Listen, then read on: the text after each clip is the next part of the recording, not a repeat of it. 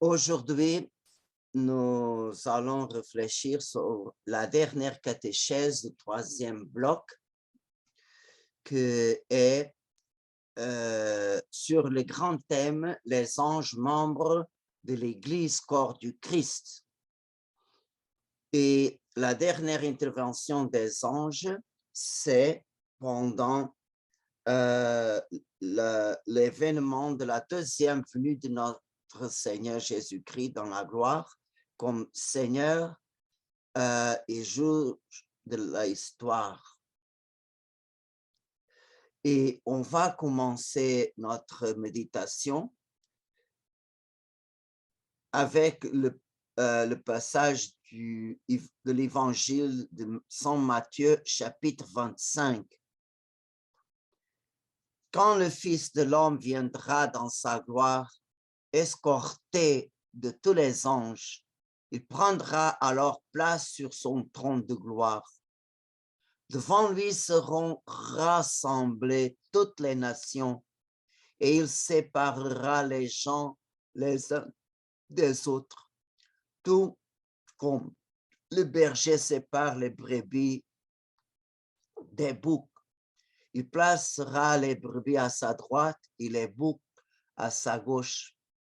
Alors le roi dira à ceux de droite, « Venez, les bénis de mon Père, recevez en héritage le royaume qui vous a été préparé depuis la fondation du monde. » Ensuite, il dira à ceux de gauche, « Éloignez-vous de moi, maudit, allez dans le feu éternel qui a été préparé pour le diable et ses anges. »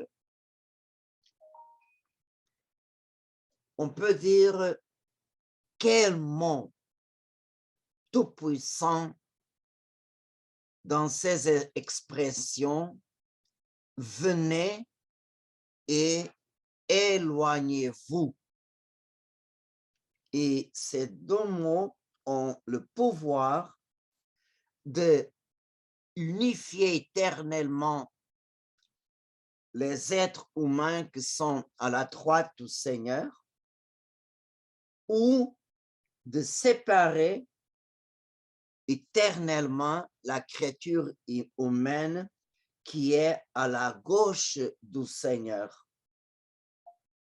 Alors, ce sont deux mots vraiment terribles que le Seigneur dira au dernier jour, venez et éloignez-vous. Alors, cet exemple est uni dans son sens. Qu'est-ce qui est écrit dans la lettre aux Hébreux sur la parole de Dieu? La parole est vivante en effet. Elle est efficace et plus incisive qu'aucun glaive à deux tranchants. Elle pénètre jusqu'au point de division de l'âme et de l'esprit, des articulations et de la moelle. Elle peut juger les sentiments et les pensées du cœur. Alors, la parole divine est vivante. Qu'est-ce que ça veut dire ça? Elle n'est pas morte. Elle génère la vie et elle est toujours active à tout moment et à toute heure. Elle est efficace. Ça signifie qu'elle accomplit exactement ce qu'elle exprime. Et le troisième mot, elle divise, elle sépare par sa force les moutons des chèvres. Alors, on peut voir qu'est-ce que c'est la parole divine.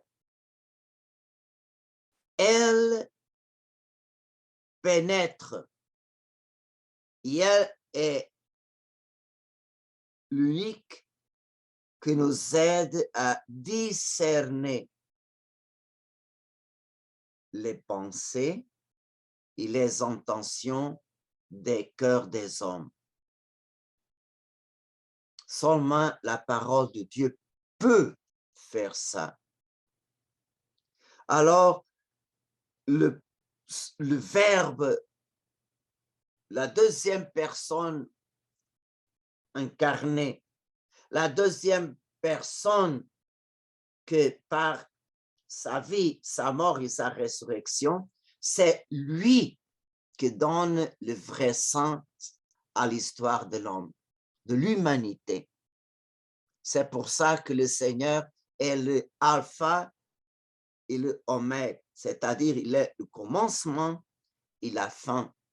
Tout est sorti de ses mains et il est la maître de toutes les créatures. Alors, on voit que seulement lui peut révéler au dernier jour toutes les œuvres des peuples et de toutes les nations, et aussi il révèle qu'est-ce qu'il y a au plus intime du cœur. Et on voit que le Seigneur est présent dans le cœur de ses enfants.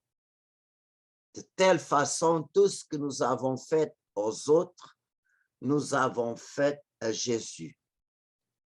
Tout ce que nous n'avons pas fait, alors, c'est une omission que nous avons commise vers le Seigneur. Et maintenant, nous allons réfléchir un peu sur le mot « venez, les bénis de mon Père ». Et on peut dire que cette parole « venez », c'est la réalisation complète et définitive du dernier point de l'épreuve des anges. Quand nous avons vu, ça fait très longtemps quand nous avons vu l'épreuve des anges, le dernier point, c'est Dieu veut donner aux hommes la même récompense que Dieu veut donner aux anges fidèles.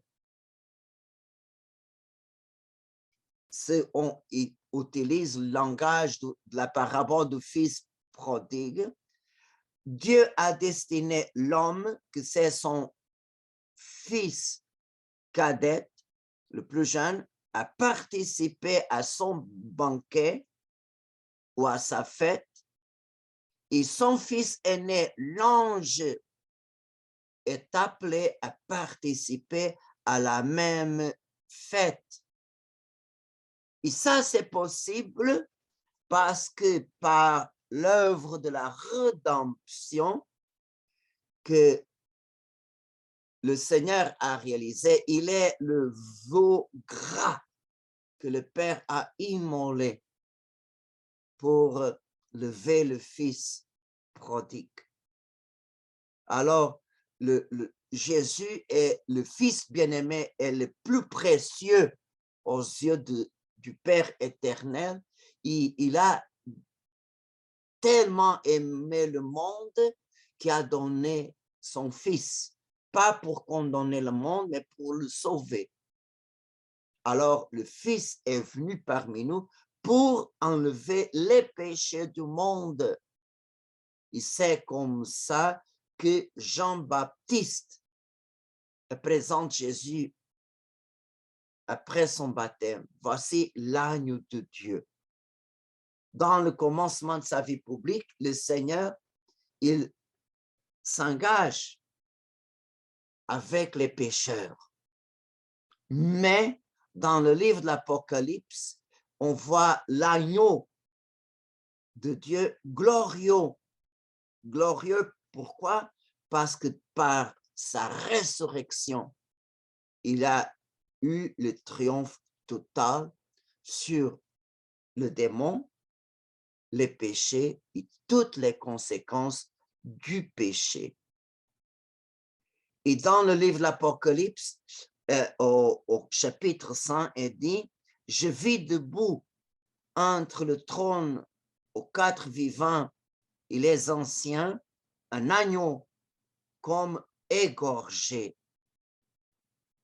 Et par sa mort et résurrection, il est l'unique à donner le sens à notre histoire. » En regardant Jésus-Christ, on peut voir notre origine, on peut voir aussi notre bout. Je vais en quelle direction et je comprends avec lui le moment présent, le aujourd'hui de la grâce. Alors, c'est lui qui ouvre le ciel à l'humanité sauvée. C'est ça qui est écrit dans le livre de l'Apocalypse, chapitre 5, verset 7 à 10. L'agneau est venu et il s'en vint prendre le livre dans la main droite de celui qui siège sur le trône. Quand il le prit, les quatre vivants et les 24 anciens se prosternèrent devant l'agneau, tenant chacun une harpe et des coupes d'or pleines de parfums, que sont les prières des saints. Ils chantaient un cantique nouveau. Tu es digne de prendre le livre et d'en ouvrir les sceaux, car tu fus égorgé et tu rachetas pour Dieu au prix de ton sang des hommes de toute race, langue, peuple et nation. Tu as fait d'eux pour notre Dieu en royauté de prêtres régnant sur la terre. Alors, cet royaume est intérieur à l'œuvre de la création.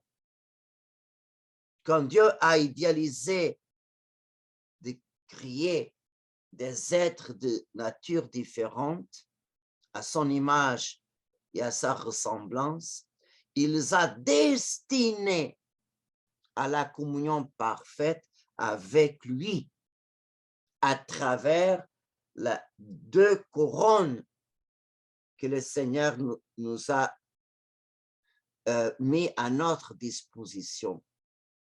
La vision béatifique, pouvoir contempler Dieu face à face et par une parfaite union avec lui,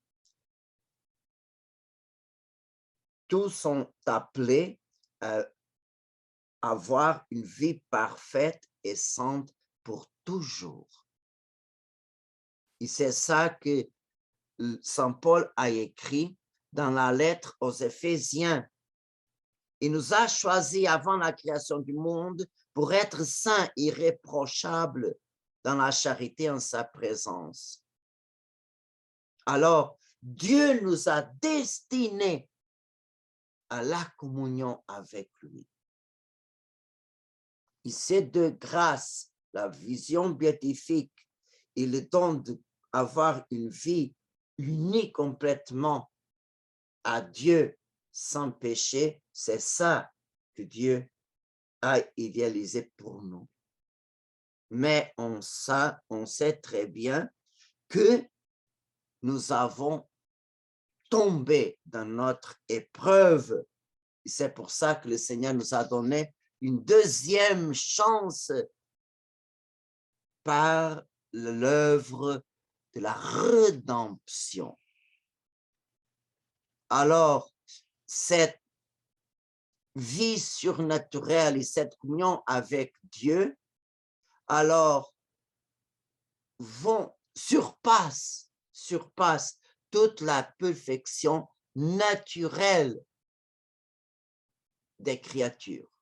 Même les anges, pour sa nature, ils pouvaient avoir une vision naturelle de Dieu, comme aujourd'hui nous, on peut voir, on peut sentir Dieu par la foi.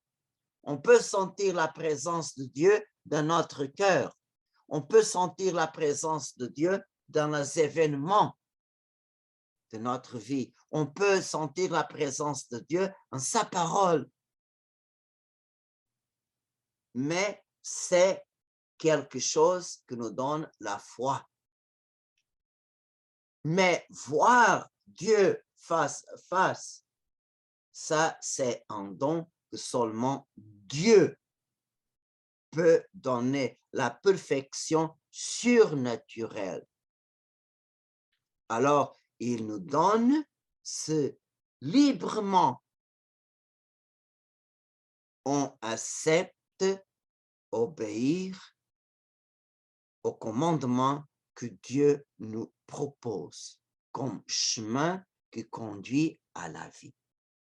Alors, seulement pour un acte libre d'amour peut nous amener à la obéissance qui nous amène à la vie. Alors, on peut voir que aux anges fidèles, ils ont fait cet acte d'amour et cet acte d'humilité. Ils ont dit librement et avec tout son être, avec toute son intelligence, oui, j'accepte et je veux servir le Dieu qui veut pour moi cet chemin. Et comme récompense, ils sont les premiers qui ont reçu la vision béatifique et le cadeau de l'impeccabilité pour toute l'éternité. Alors, ces deux dons ont amené les anges fidèles à la perfection surnaturelle. L'homme, nous sommes composés de l'âme et du corps. Et notre communion totale avec Dieu, notre âme et notre corps glorieux qui ressuscitera au dernier jour, ça, on peut dire que se réalise seulement au moment de la deuxième venue de notre Seigneur. Alors, à cause du péché, notre âme ne peut pas mourir, mais la mort touche notre corps. Et nous serons privés de notre corps qu'il faut, à la fin de notre vie sur terre, le laisser ici, comme un grain du blé que jeté à terre. Il vraiment est mort pour ressusciter glorieux. Alors, on voit qu'après notre jugement particulier, nous avons vu ça la semaine passée, notre âme a deux destins éternels, le ciel et l'enfer, et un temporaire, le purgatoire. Le purgatoire existe le maximum jusqu'à la fin du monde. Alors, c'est très important que pour mériter l'héritage de la maison du Père, il faut, pendant cette vie, être témoin de Jésus-Christ, comme il a dit dans l'évangile de Saint Luc, chapitre 9, quiconque aura témoigné pour moi devant les hommes, le Fils de l'homme aussi témoignera pour lui devant des anges de Dieu. Mais celui qui m'aura renié à la face des hommes sera renié à la face des anges de Dieu. Est-ce que vous avez déjà pensé qu'est-ce que signifie ça?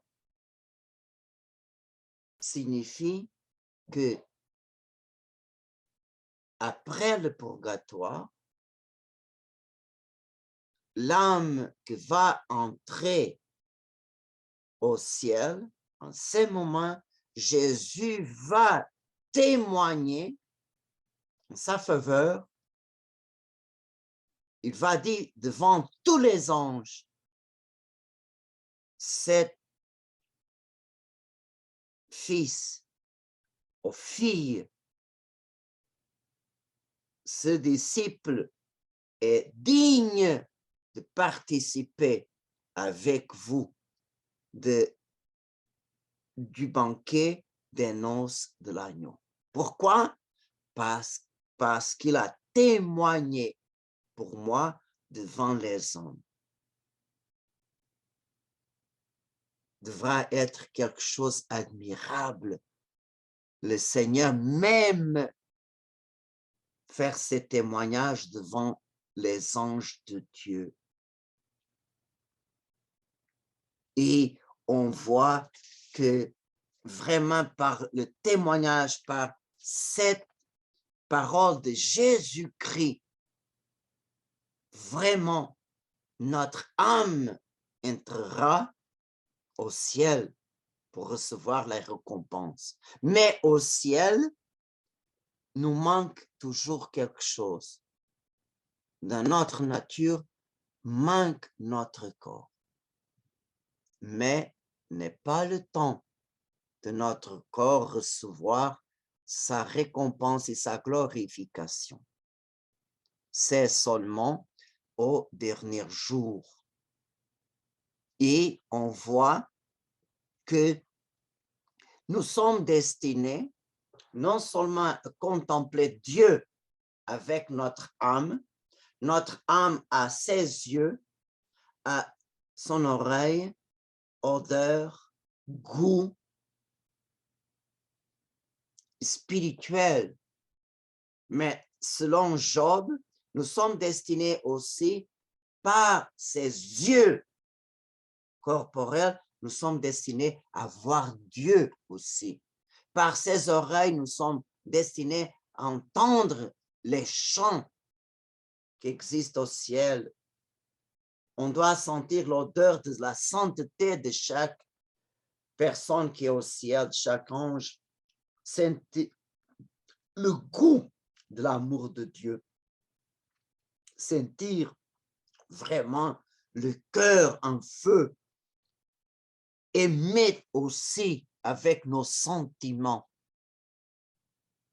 Nous sommes destinés vraiment à être glorifiés dans notre corps et dans notre âme. Et alors, on peut dire qu'après le jugement final, alors là, on peut commencer notre vie éternelle en plénitude avec la participation de la vision béatifique de Dieu par notre âme, avec ses sens spirituels, et avec notre corps glorieux, avec nos seins corporels. Alors, c'est pour ça que qu'est-ce que nous allons sentir, qu'est-ce que nous allons voir, qu'est-ce que nous allons expérimenter, c'est quelque chose qui surpasse toute chose de ce monde. Comme dit Saint Paul, c'est quelque chose que Dieu a préparé pour ceux et celles qui l'aiment. Et alors, le Seigneur vraiment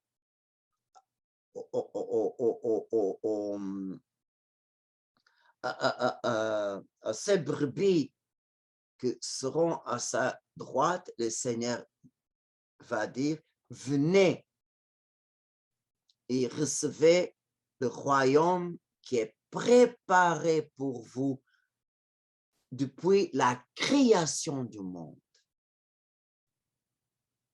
Alors, on va recevoir, même avec le drame du péché, même avec la chute d'une partie des anges, même la condamnation d'une partie des hommes, Dieu termine pour réaliser tout ce qu'il veut, pour réaliser sa volonté.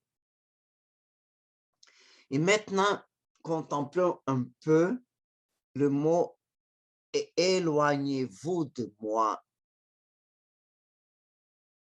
Alors, cette déclaration est destinée à la foule qui est à sa gauche. Alors, le Seigneur a dit, allez dans le feu éternel qui a été préparé pour le diable et ses anges. Alors, ils vont hériter la place qui a été créée directement pour le diable et ses anges. Et on peut poser cette question. Est-ce que maintenant, les anges déchus n'ont-ils pas à l'enfer? On peut dire, ils apportent en son être l'enfer. C'est-à-dire que l'enfer, le vide, être privé de Dieu, être privé de la communion, être privé de le voir, origine en eux un vide. Ils ont fait faillite. Ils ont vraiment brisé le projet que Dieu avait pour eux. Et vraiment, on peut dire que sa chute continue parce que tous les péchés que l'homme commet à cause d'une tentation diabolique augmentent dans les démons leur distance avec Dieu et par conséquence augmentent leur vide et leur souffrance. Alors, tous les démons continuent à tomber. Et ces détails est écrit dans le livre de l'Apocalypse, chapitre 12. Michel et ses anges se sont battus contre le dragon et ses anges, mais ils n'ont pas triomphé et il n'y a pas de place pour eux au ciel. Le grand dragon, l'ancien serpent, le diable au Satan, comme on l'appelle, le séducteur du monde entier, fut précipité sur la terre avec ses anges. Alors, on peut dire qu'ils ne sont pas précipités à son enfer définitif, mais ils sont précipités sur la terre. Qu'est-ce que ça veut dire cette image biblique? C'est-à-dire que Dieu a permis aux démons un temps pour servir d'épreuve pour l'homme. Alors, ils ont l'autorisation de Dieu d'agir pendant l'histoire humaine. De cette manière, les êtres humains pourront montrer sa fidélité et son acceptation de la volonté de Dieu. Et dans l'Évangile, il y a aussi un détail qui montre-nous cette réalité du diable qui s'accroche à la création matérielle et à l'homme pour éviter son enfer définitif. Peut-être personne vous a expliqué ces points-là, mais c'est la vérité que je vous dis. On peut lire en Matthieu 8, 28, 31. Quand il fut arrivé sur l'autre rive, au pays des Gadaréniens, deux possédés qui vivaient dans les tombeaux sont venus à sa rencontre. Ils étaient si féroces que personne ne pouvait passer par là. Les voilà qui se mirent à crier, « Que nous veux-tu, Fils de Dieu? Es-tu venu ici pour nous tourmenter avant le temps? » Or, il y avait à une certaine distance un gros troupeau de porcs en train de paître. Et les démons suppliaient à Jésus, « Si tu nous expulses, envoie-nous dans ce troupeau de porcs. » Alors, qu'est-ce que on voit? Le diable se plaint à Jésus et demande de ne pas être tourmenté avant le temps. Des autres mots, le temps que nous avons d'agir n'est pas terminé. Alors, laisse-nous continuer à nous accrocher aux choses matérielles. Le Seigneur les a expulsés de ces deux hommes, mais a permis qu'ils s'attachaient aux porcs. Et on voit que les démons ont tué les porcs.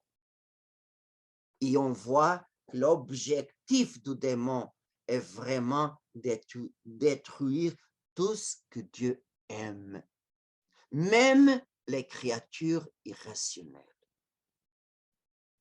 Le démon n'aime pas personne, ni rien de rien. Il a perdu la capacité complète d'aimer. Et c'est pour ça qu'ils ont s'accroché au porc pour les tuer. Alors, on peut dire que Dieu donne une certaine liberté aux démons d'agir.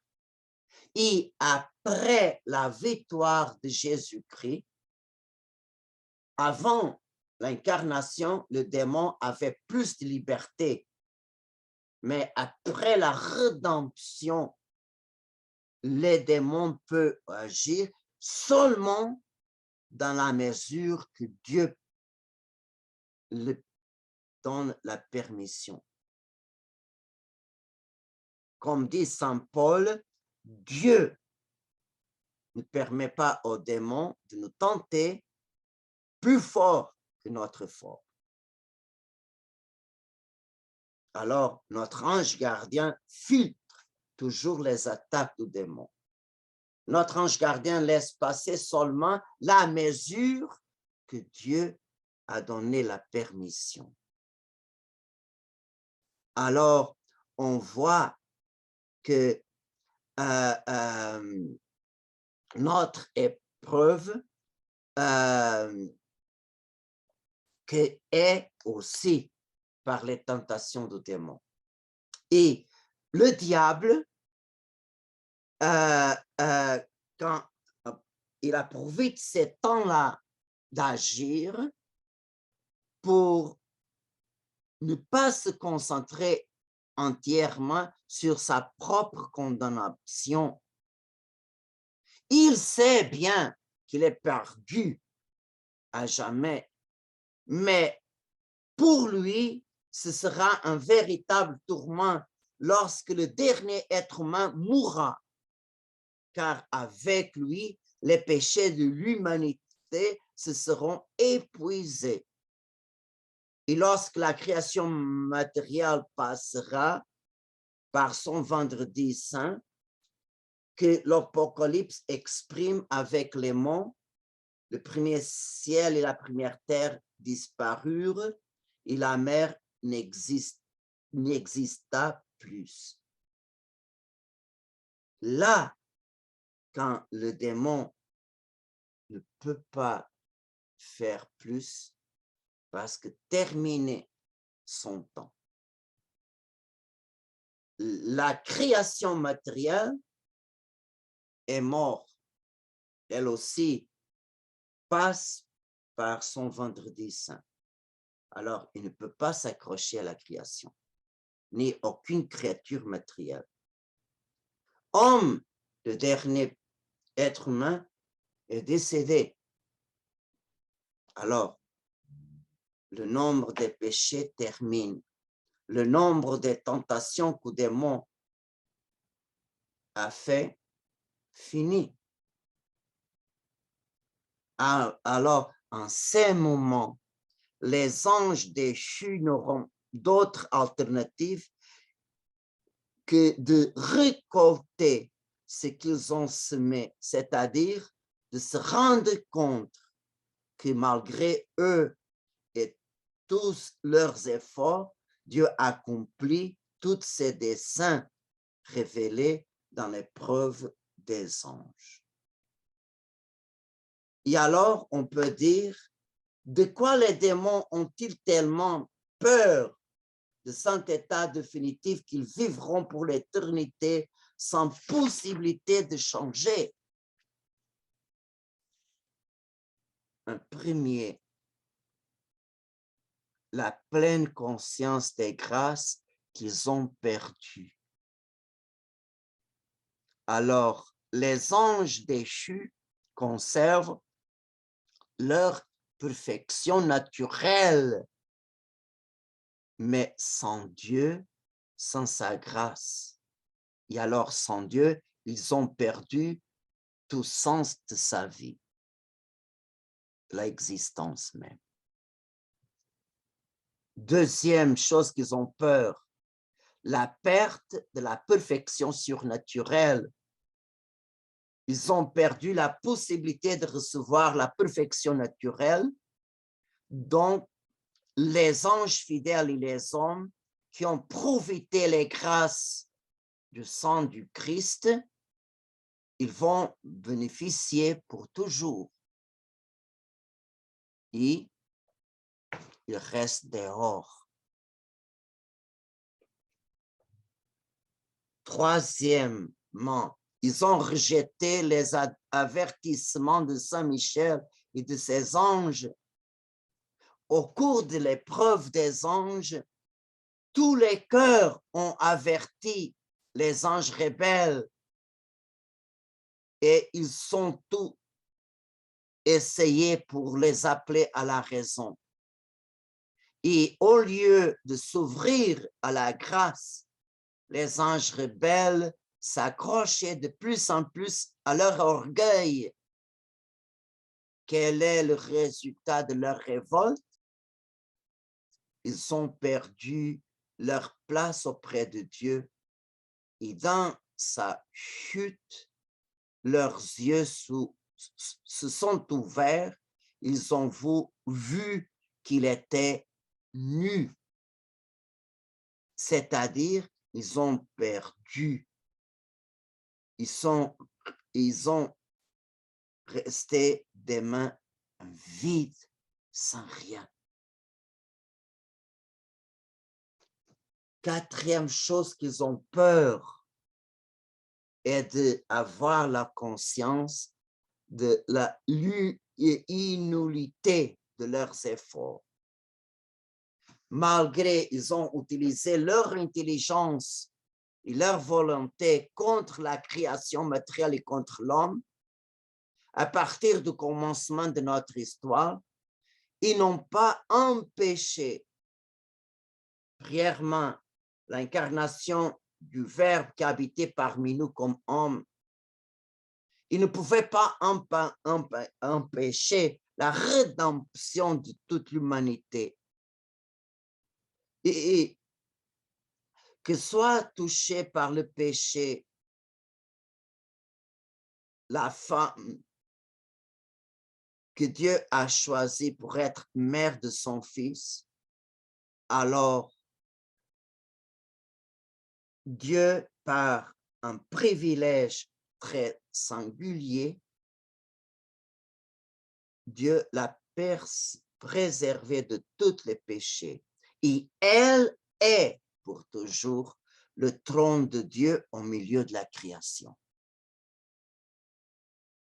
Et cinquième chose, contre sa volonté, les démons sont aussi instruments de Dieu.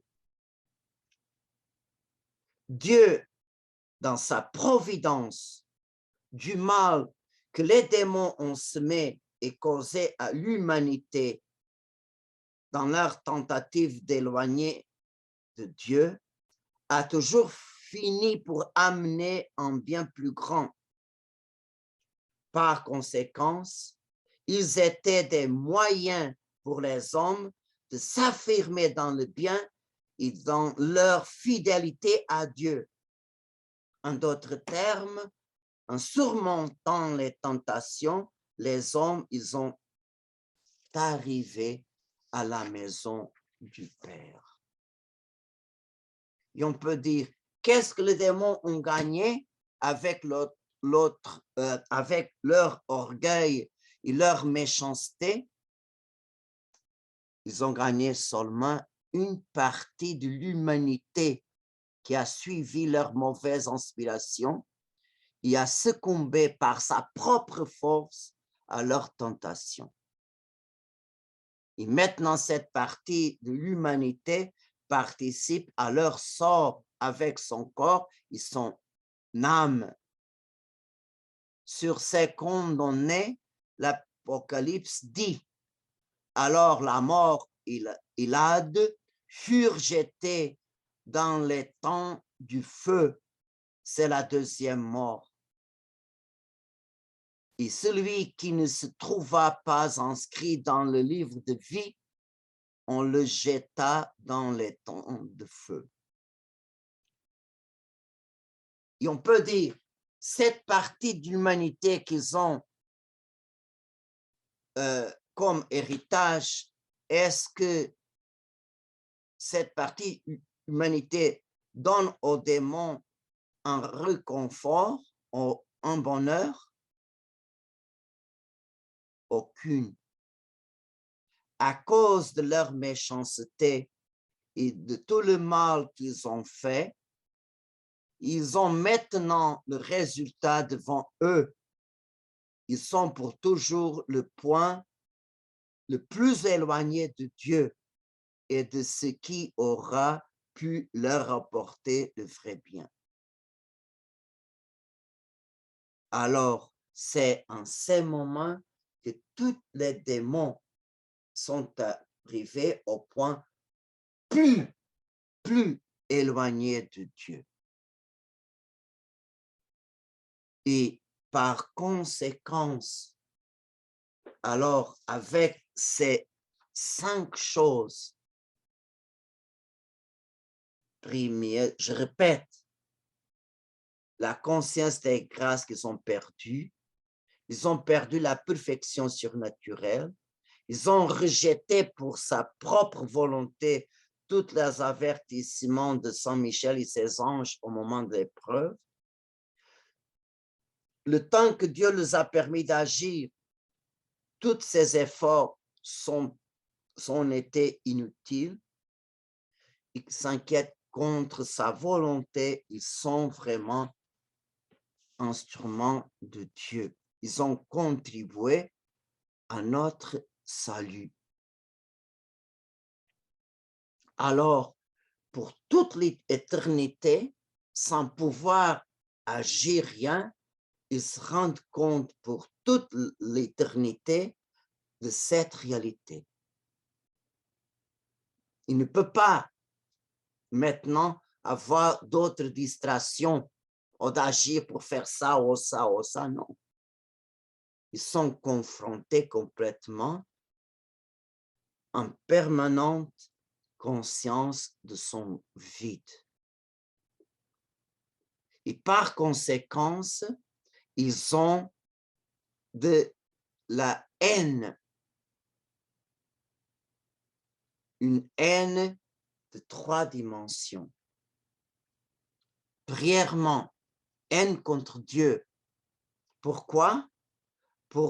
Parce que Dieu n'a donné à chaque démon que ce qu'il a choisi. Alors, voilà, qu'est-ce que tu as choisi? L'haine contre eux-mêmes. Pourquoi? C'est pour ma faute que je suis complètement perdu. C'est pour ça qu'ils tournent la haine contre eux-mêmes. Et la haine contre ceux qui sont à leur côté, parce qu'ils constituent aussi un vide que ne donne ni la joie, ni le bonheur. Alors, il respire, il vit dans une haine permanente contre Dieu, contre lui-même et contre les autres.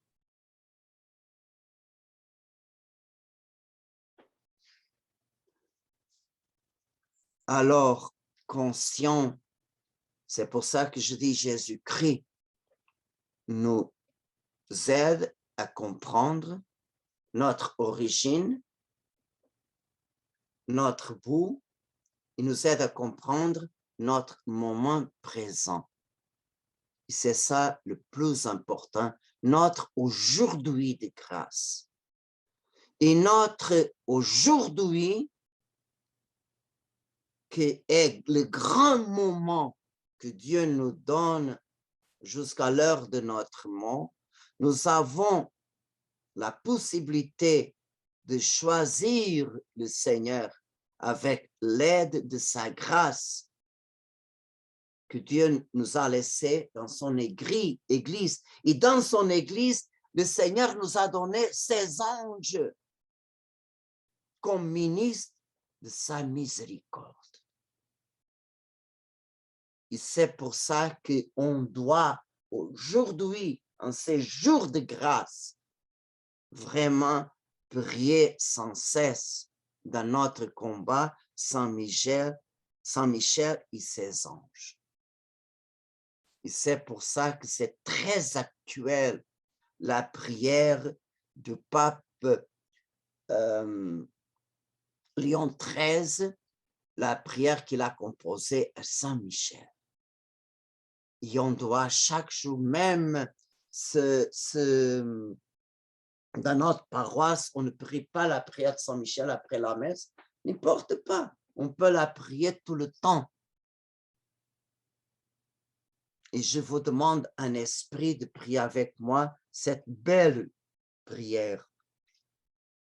Saint Michel Archange, défendez-nous dans le combat. Soyez notre protecteur contre la méchanceté et les embûches du démon. Que Dieu lui commande, nous vous en supplions, et vous, princes de la milice céleste, par le pouvoir divin, que vous a été confié, précipité au fond des enfers, Satan et les autres esprits mauvais qui parcourent le monde pour la perte des âmes, ainsi soit-il.